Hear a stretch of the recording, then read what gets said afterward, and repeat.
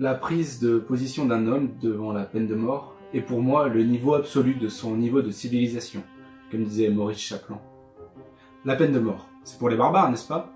Aboli depuis 1977, le droit à la vie des citoyens français semble totalement inscrit dans la culture du peuple français et totalement éradiqué des lois juridiques et démocratiques. Existe-t-il aujourd'hui un moyen pour que la justice réclame la mort d'un homme pour le bien de la nation?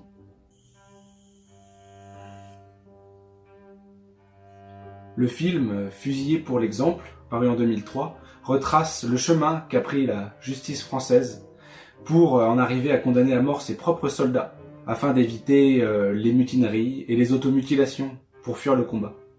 Comment peut-on en arriver à une sanction telle, rendue par un supérieur qui nous a formés lui-même au combat? En 1914, la justice française a voulu instaurer la terreur comme méthode de commandement face à l'invasion allemande très rapide et très efficace, allant jusqu'à exécuter ses propres soldats alors en sous-nombre. Et la justice civile, devant la cour martiale, n'a rien fait.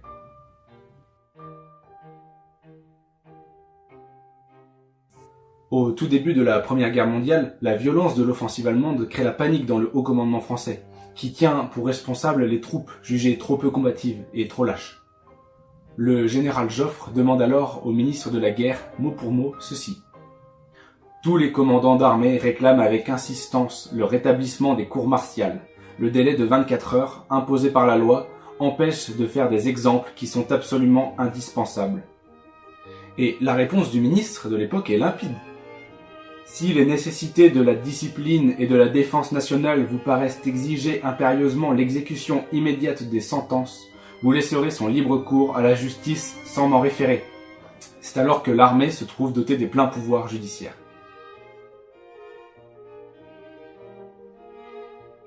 Les hommes non préparés à la guerre qu'ils sont devant les horreurs qu'ils voient se retrouvent obligés de fuir ou de se mutiner, de ne pas exécuter les ordres d'assaut, car ils sont terrifiés. Ils cherchent à tout prix à éviter le conflit avec les Allemands. Ils vont même jusqu'à se tirer dessus eux-mêmes pour se faire démobiliser. Mais les médecins de l'époque s'en rendent compte et les décrivent comme se mettant volontairement inaptes à la guerre, ce qui les emmènera à la peine de mort pour certains. Dans les prochains conflits qui opposeront la France à d'autres pays, la justice mettra-t-elle encore à mort ses propres soldats dans le simple but de motiver les troupes?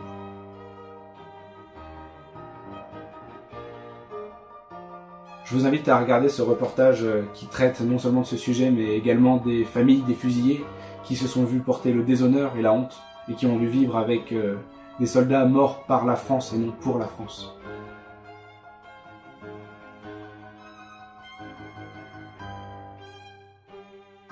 Je vous encourage à repenser à la vision du vainqueur de la guerre qui écrit les livres d'histoire. Hormis les atrocités qu'ont fait les ennemis, que l'on connaît très bien, qu'a-t-on été capable de faire de notre côté pour gagner la guerre?